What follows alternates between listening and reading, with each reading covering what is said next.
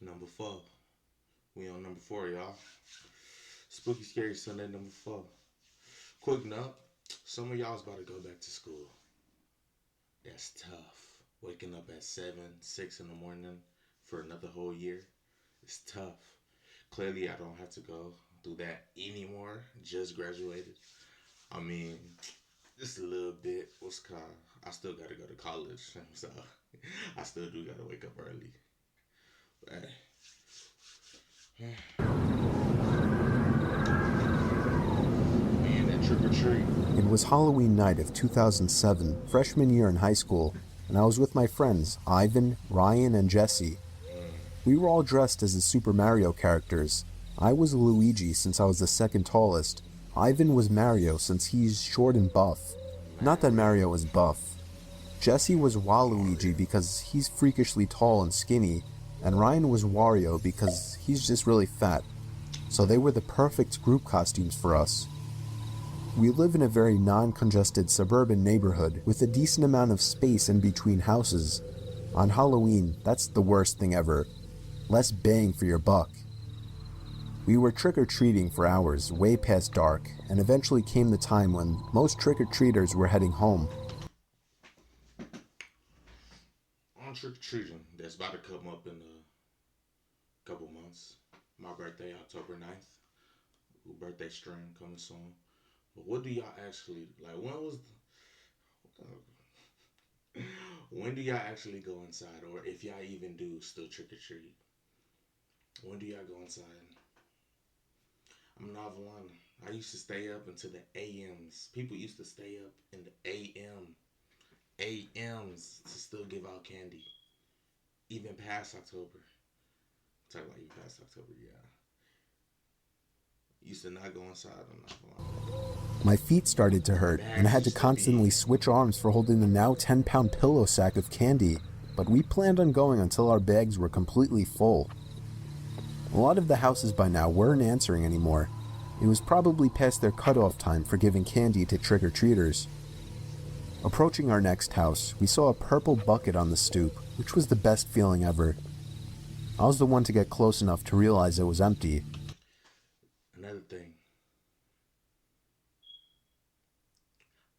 I have yet in my 18 years of life, I have yet to see that. Just a bucket full of candy and just left in front of someone's house. I have never seen that ever before in my life. People be talking about, oh yeah, they're just gonna get the whole thing, dump it in. Never even had a chance to. Which was the worst feeling ever. Got to be in I those turned big around when I heard a neighborhoods. knock at the window of the house. We all looked at the window. Couldn't see anyone, but heard someone call out, "Wait." Oh no. The door opened and an older man, late 40s, already balding, stepped outside. He told us to come inside so he can get us some more candy. I said we could just wait out here. He responded saying something along the lines of, "Nonsense, come on in, we'll get you your candy." Nah. Hell no. Ivan stepped in and said, "It's alright. Come on, Dan, let's go." I told Not the guy to wanting, take not care wanting and a personal apologized. house. He just stood there watching as we walked off, not saying anything. I felt bad, but at the same time, that guy seemed like a creeper, and I figured I just dodged a bullet not going in there. You did. If the story ended there, it wouldn't be scary, so of course, it didn't end there. We skipped a few of the guy's neighboring houses just to get further away and continued on with our business. We were walking down close to the nature preserve now, so there weren't many houses around us. At this point, we were now walking back closer to Jesse's house. What the hell? I noticed Ryan had stopped walking, and I turned around to see what's up. He said he heard someone moving from behind the trees in the preserve. Oh no. Now, this was before everyone's phones had flashlights, so Huh? we couldn't just go. This is before everybody's phones had flashlights. Whoa, like, what type of time y'all living in? Early 2000s? 1990s? Damn. Oh no. Footsteps is. That's a crazy thing to be hearing. That's a crazy thing to be hearing late at night. It's crazy. Could never. especially in a group. Bro, if we in a group, we good. I'm not lying. I'm in a group with my friends, bro. We good. We all gonna take off, but yeah, we good. Go searching in the woods for someone. Besides, we were just telling Ryan that it must have been a raccoon or something. You may think this is a bit of a cliche, but when things like this happen in real life, you always assume the more logical possibility. It's just natural. Why would we assume we were being followed? I had to put my arm around Ryan's shoulder and nudge him forward. A little ways down the street, me and Ivan picked up on the sound as well. When we all stopped, the sounds of the footsteps from beyond the trees stopped as well. Ivan yelled at the obvious stalker to go away, or we would beat the shit out of them. Straight on time. I knew. Straight on timing. Straight on timing. The homie straight on timing, bro. He with his homies. He with the homies. He with the guys. He feeling indestructible. No, bro. That's how everybody supposed to be feeling, bro. You in a group with your friends? You're in a group with your friends. You're feeling unstoppable. Come on now. Knew he was just bluffing, though. I could hear the nervousness in his voice. The snap of a twig from beyond the trees triggered a fight-or-flight response in all of us. Me, Jesse, and Ryan all ran for it. Ivan was at first charging to attack, but he quit. He looked back and he like, damn, my niggas done left me. My niggas done left me.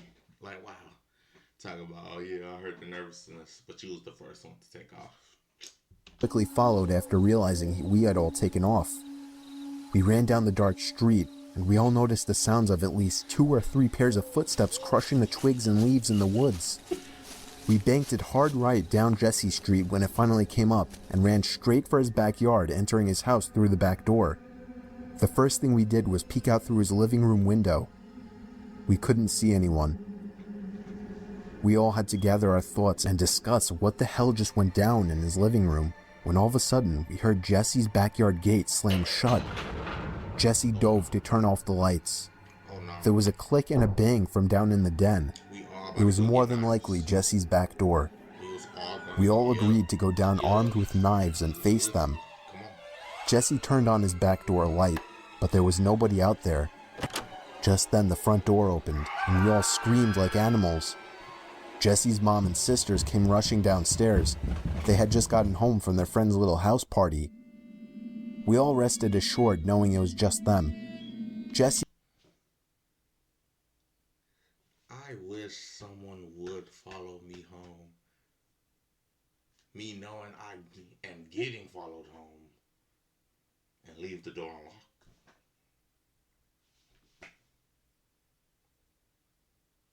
What type of sense does that make? Talk about, bro, talk about the back door. That looked like the front door. I mean, we all know. There's some trusting people that will really just leave their front door just wide and just unlocked. It's crazy, huh? I don't get that. Just leaving your front door or back door just unlocked, windows unlocked. Can never get that. He explained what happened, but made it seem a lot less dramatic. Me and Ivan went home after that and called it a night. At 12:30 a.m., I got a disturbing text message. It was from Jesse. It said, "It wasn't my mom." I texted back saying, "What?" He responded back quickly, saying, "It wasn't my mom in the backyard." My fingers slammed the buttons on my phone, responding back, "What do you mean?" There was a long pause before he finally told me that his mom and sisters said they never went in the backyard. I told him to immediately check the backyard from his upper deck. He had already done just that.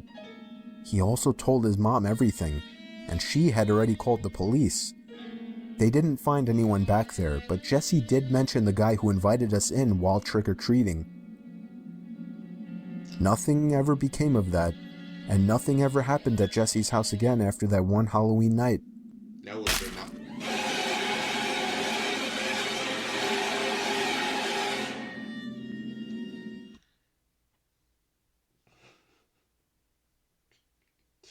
Bro, it is too late bro. It's too late at night for me to be having these sounds just blasting in my ear, bro. So, but yeah, that would have been my last time ever celebrating any holiday. I'm not lying. Any holiday. Some weird stuff be happening on Christmas too. Easter. Uh, St. Patrick's Day. What type of stuff? You can see some weird things when you're tired, but the thing about this story, I wasn't tired. Me and the family were on vacation to some resort in a very rural area of Pennsylvania to make the setting creepier. There weren't many young people there for me and my brothers to hang out with. It seemed like more of an adult resort. But then one day when I was walking outside of the main lodge of the resort, I for some reason looked up to a window on the second floor and saw a teenage girl looking down at me. From that distance, she looked kinda cute, so I gave her a wave, Boy, but really think he in she a didn't show Disney any sign of movie? reaction, so I just moved Talking on. about I gave her a little wave. However, later that same day, I was so bored that I was sitting on the swing set at the little playground of the resort, and that's when I saw the same girl again. She was a little ways away from me down past the playground, close to the tree line, and she was just standing there staring at me. Being a teenage guy, my hormones controlled my body, and so I got off the swing and began walking over to her. What does that mean? What does that mean? Trust. Trust. If you're by yourself in a foreign country, swinging on the playground for some reason, and a random girl appears from the woods, your first instinct is not, oh yeah, let me get up and go walk towards her. I don't know what this dude on. He on crack. I'm not her. As I started getting closer to her, I realized she wasn't as cute as I thought she was. Uglier. There was and something uglier. about her face that just gave off a creepy vibe. I can't put my finger on it, but if I had to say, I think it would have to do with her eyes and her mouth. I'd say once I got about halfway over to her, she turned around completely and ran into the woods. And I mean she full on ran into the woods. I stopped in my tracks, completely turned off. This girl seemed like a freaky stalker. I didn't see her the rest of our stay at the resort. During the car ride home, miles and miles away from the resort, I was thinking about her. How maybe if I followed her into the woods, I could have gotten laid. Even though Christ. I pray the kids of this, not even kids, the teens, since he talked about teenage hormones, I pray the teens don't think like this.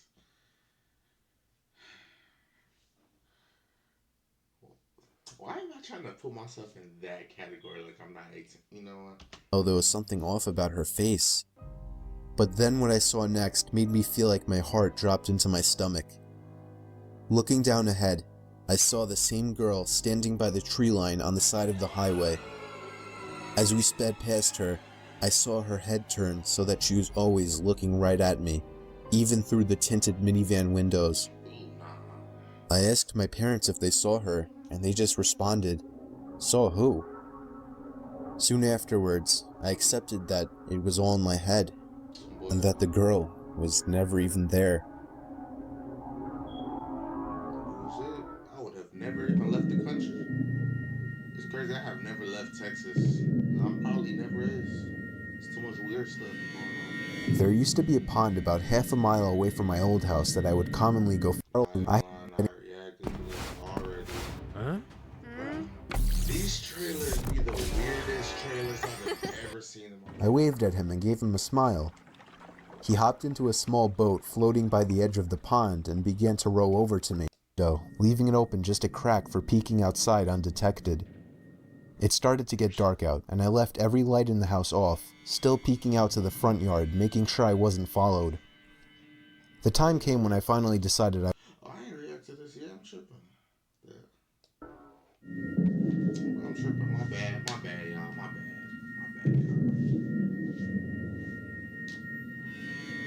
There used to be a pond about half a mile away from my old house that I would commonly go fishing in. It was nicknamed Daryl's Pond.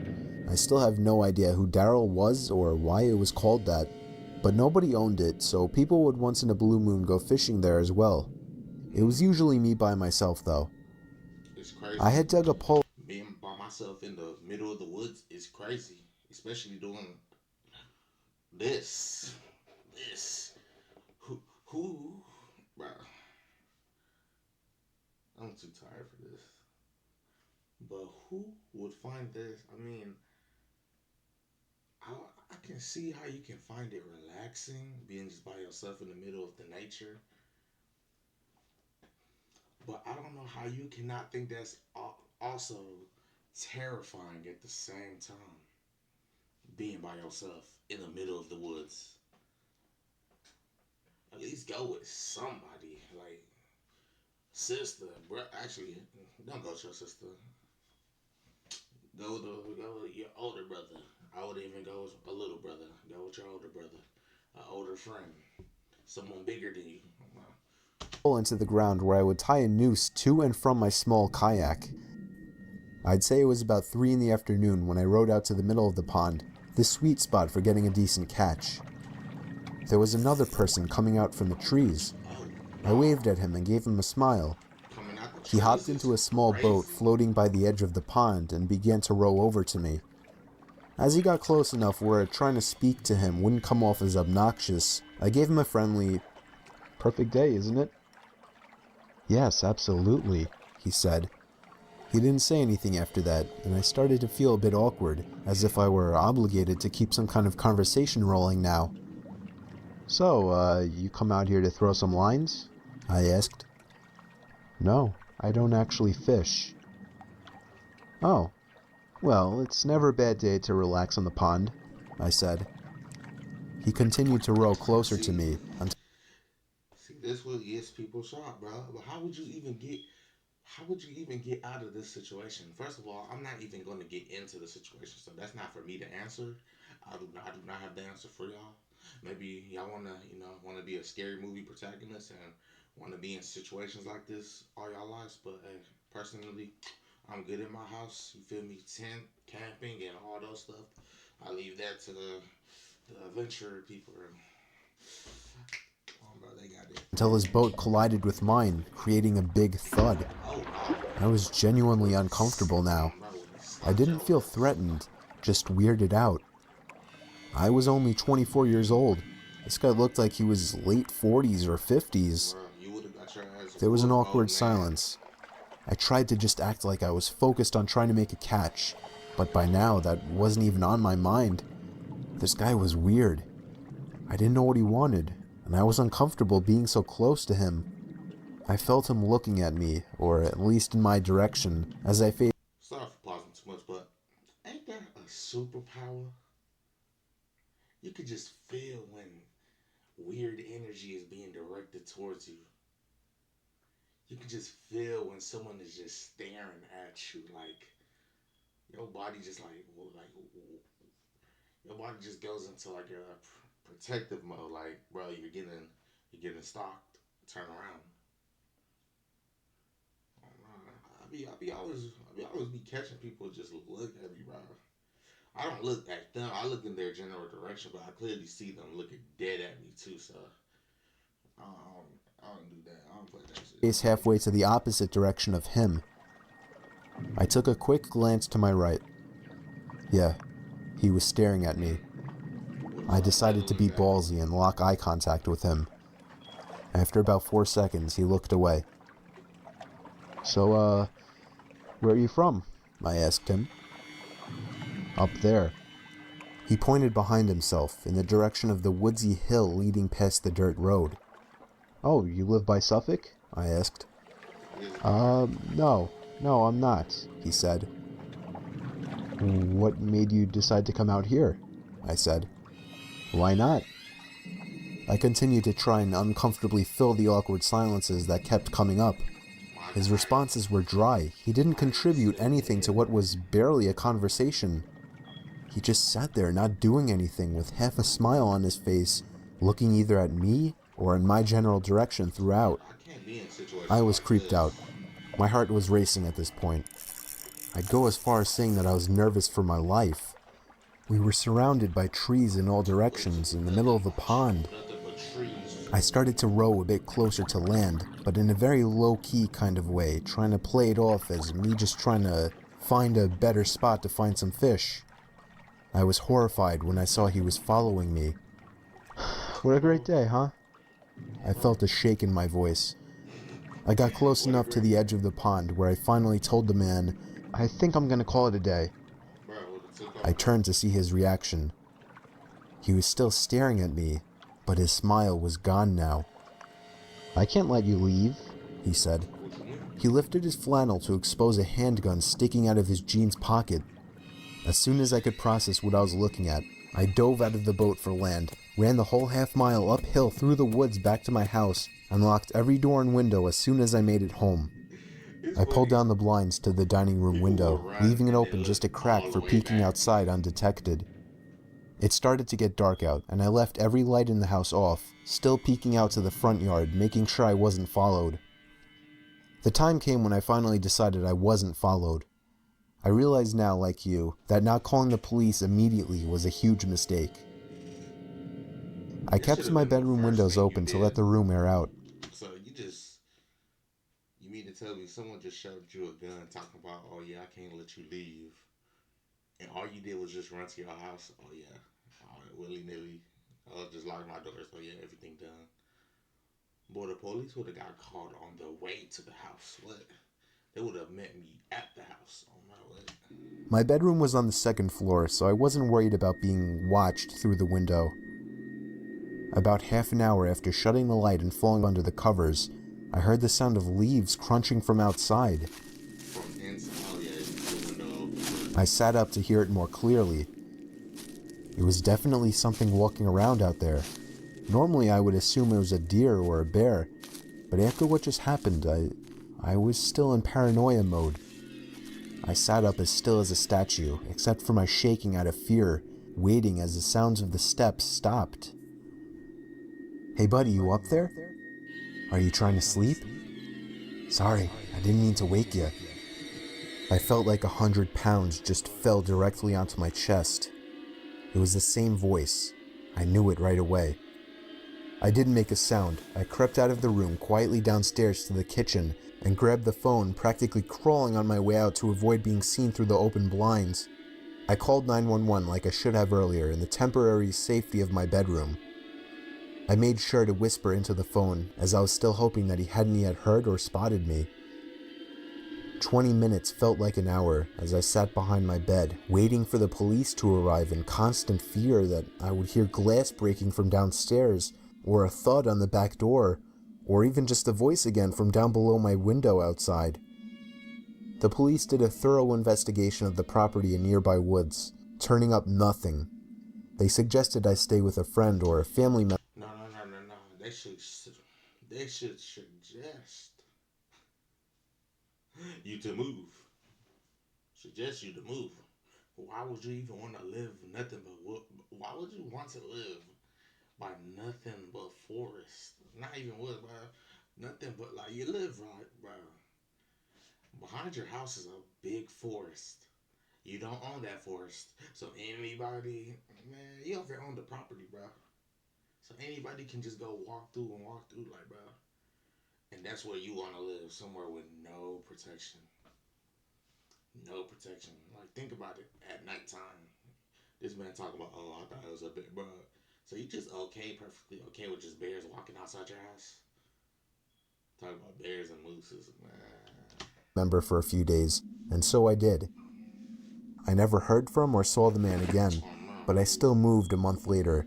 I couldn't deal with the constant fear and paranoia of being watched through my windows. Yes, you could. Yes, you could. You waited a whole month? What you mean you couldn't wait? You waited a long time. Talking about a month. You know what could happen inside a month? I feel much more comfortable fishing out by the bay now. But you still fish.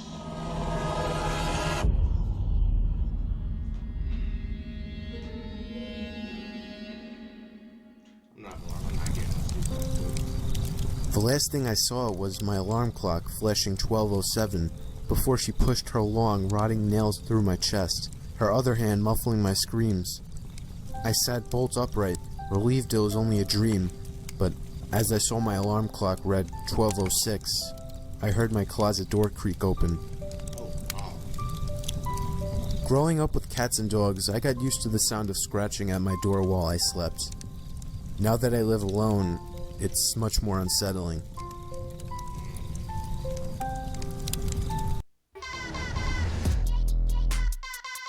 This is the famous footwear that pumped the pedals so hard it left a hole in Felix Bernstein's heart. When you make your mark, make... No one cares about what these people talking about famous footwear. Every single shoe they just showed was the trashiest shoe, bro. These niggas is Riverside trash, makes the entire... I begin tucking him into bed and he tells me, "Daddy, check for monsters under my bed." I look underneath for his amusement and see him, another him, under the bed, staring back at me, quivering and whispering, "Daddy, there's somebody on my bed."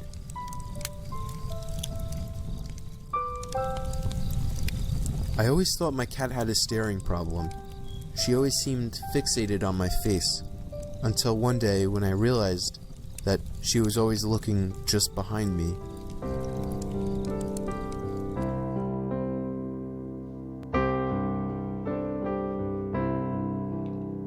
That one was trash.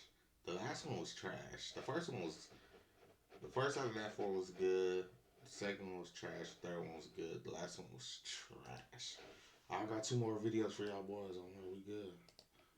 Come on. Come on. Come on. I'm 22 years old, fresh out of college, and I recently got a job at my old high school as a sort of computer intern in the school basement. The basement of the school is very messy and disorganized, but there is a small 3-person office that's actually very nice down there. It has 3 nice big desks, 2 mini fridges, a flat screen TV mounted on the wall, and oh so satisfying air conditioning, a luxury the students and teachers cannot enjoy in the school. See, before we even get into this, I don't even think the school teachers and principals will do the things they teach us during the school lockdown. You already see how bad, bro. The tornado drill is one of the worst created drill. It's not even the drill.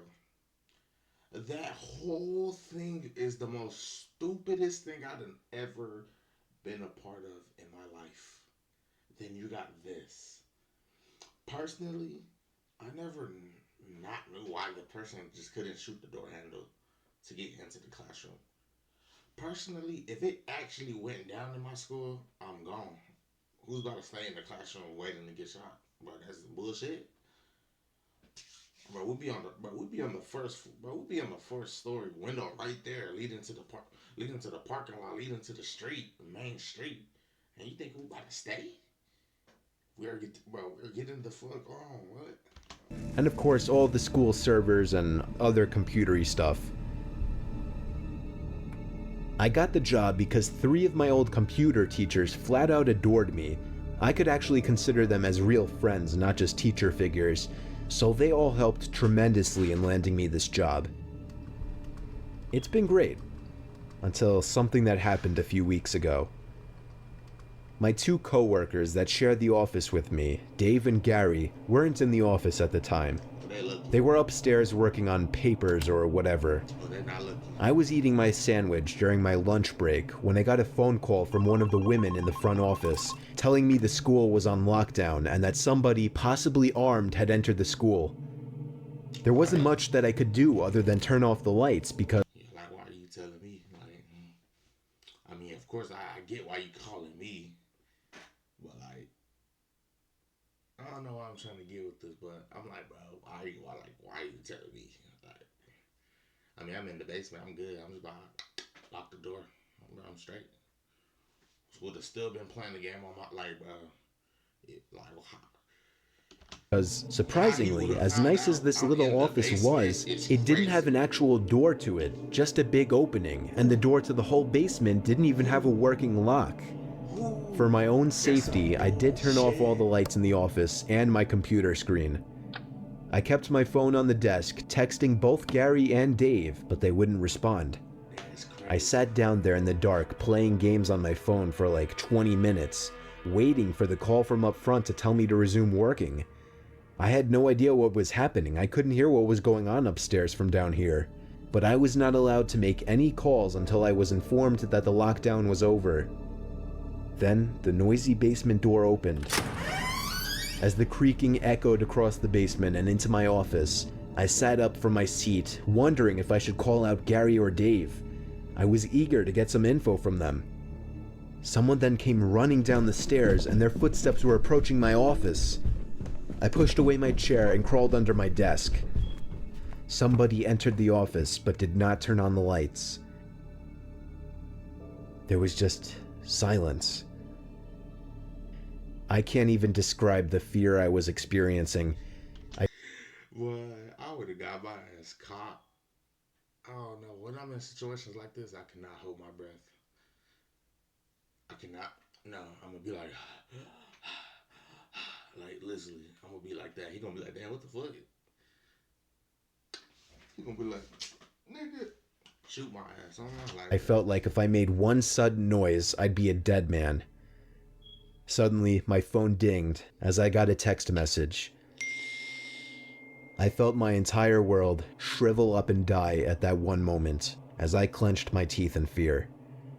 Footsteps suddenly moved closer to me until I finally dove out from under the desk in capitulation, begging whoever it was not to kill me. And just then, someone grabbed my arm and pulled me up. It was some guy in a red plaid button-up, jeans, and a reddish-black cap. He told me, "It's okay, I'm just down here hiding with you." "What's going on up there?" I whispered to him. He kind of ignored my question and asked me if there's an exit down here. I told him, "Yeah, around that way." Before he could do anything else, I asked him, "Who are you?" There was a brief moment of silence before he started explaining he was coming in to pick up his son when a teacher told him to hide. After his explanation, I checked my phone and saw the text I received was from Dave.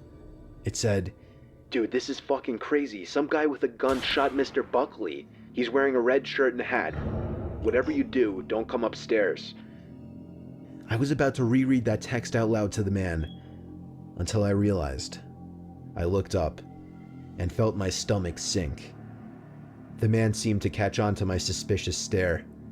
Panicking, all I could think to do was to run for the upstairs.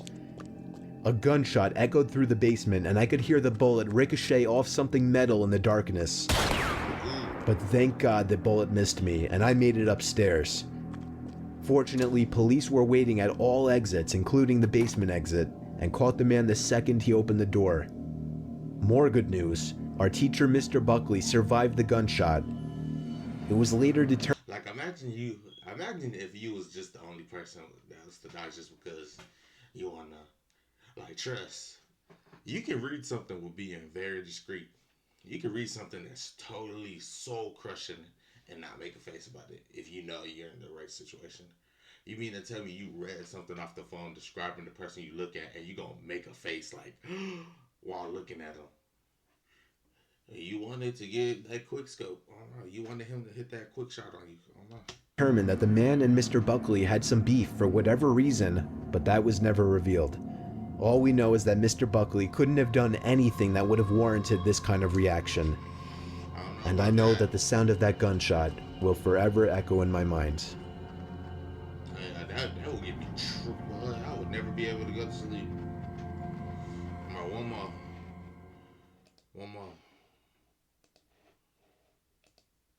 Were you born between 1959 and 1969? If so, you can get $250 to spend at Taco. The smiling man, come on. The last one, come on. About 5 years ago, I lived downtown in a major city in the US. I've always been a night person, so I would often find myself bored after my roommate, who was decidedly not a night person, went to sleep. To pass the time, I used to go for long walks and spend the time thinking. Oh no. I spent 4 years like that, walking alone at night. I never once had a reason to feel afraid. I always used to joke with my roommates that even the drug dealers in the city were polite. Okay. But all that changed in just a few minutes of one evening.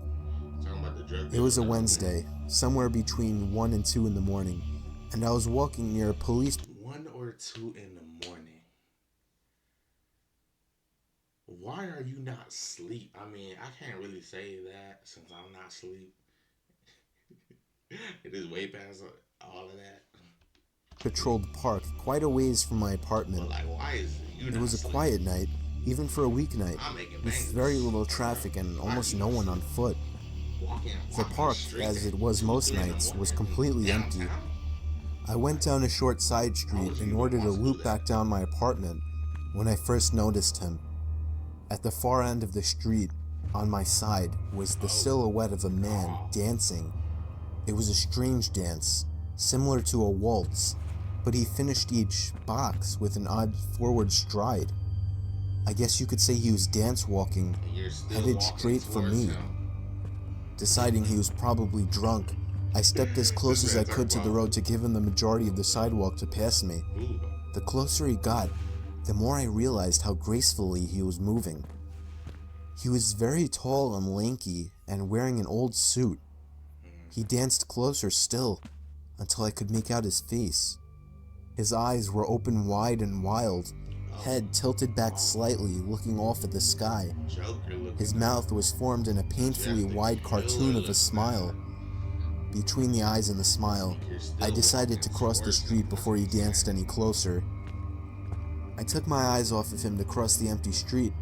As I reached the other side, I glanced back, and then stopped dead in my tracks.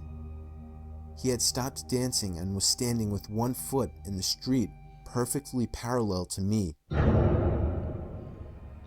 He was facing me, but still looking skyward, smile still wide on his lips. I was completely and utterly unnerved by this. I started walking again, but kept my eyes on the man. He didn't move. Once I had put about half a block between us, I turned away from him for a moment to watch the sidewalk in front of me. The street and sidewalk ahead of me were completely empty. That's what I'm saying, bro. It's 2 to 3 a.m. Everything's dead. Why are you outside? Talking about the drug dealers. Okay. Still unnerved, I looked back to where he had been standing to find him gone. For the briefest of moments, I felt relieved, until I noticed him. He had crossed the street and was now slightly crouched down. I couldn't tell for sure due to the distance and the shadows, but I was certain he was facing me. I had looked away from him for no more than 10 seconds, so it was clear that he had moved fast. I was so shocked and I stood there for some time, staring at him, and then he started moving toward me again. He took giant, exaggerated, tiptoed steps, as if he were a cartoon character sneaking up on someone, except he was moving very, very quickly. I'd like to say at this point that I ran away or pulled out my pepper spray or cell phone or anything at all, but I didn't. I just stood there. This man have no fight or flight in him, boy. What you mean you just stood? Boy, there's no way. It's the AM. No one anywhere. And there's a crackhead just tiptoeing towards me, and I'm just gonna stand there and watch him. Like, I'm not even supposed to be outside to begin with, so. Completely frozen as the smiling man crept toward me, and then he stopped again, about a car length away from me, still smiling his smile, still looking to the sky. When I finally found my voice, I blurted out the first thing that came to mind. What I meant to ask was, "What the fuck do you want?" in an angry, commanding tone. What came out was a whimper. What the fuck? Hey, be like that, bro. Regardless of whether or not humans can smell fear, they can certainly hear it. I heard it in my own voice, and that only made me more afraid. But he didn't react to it at all. He just stood there, smiling. And then, after what felt like forever, he turned around, very slowly, and started dance walking away. Just like that. Not wanting to turn my back to him again, I just watched him go, until he was far enough away to almost be out of sight. And then I realized something. He wasn't moving away anymore, nor was he dancing. I watched in horror as the distant shape of him got bigger and bigger. He was coming back my way. He was coming back my way, and this time he was running. I ran too. I ran until I was off the side road and back onto a better lit road with spark. Boy, I would have not stopped running. There's no way, bro. I gotta watch that again, bro. There's no way, bro. Bro, I'm not even lying. This is the best one, bro. This is the best one. In horror, This as the distant actually shape of him me a got little bigger and spooked, bigger, bro. he was coming back my way. He was coming back my way, and this time he was running. I ran too. I ran until I was off the side road and back onto a better lit road with sparse traffic. Looking behind me then, he was nowhere to be found. The rest of my way home, I kept glancing over my shoulder, always expecting to see his stupid smile, but he was never there. I lived in that city for 6 months after that, and I never went Boy, I would have left that city that day. Talk about that, man, that hour.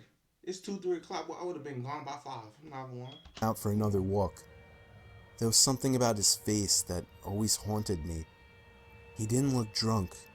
He didn't look high. He looked completely and utterly insane. And that's a very, very scary thing to see.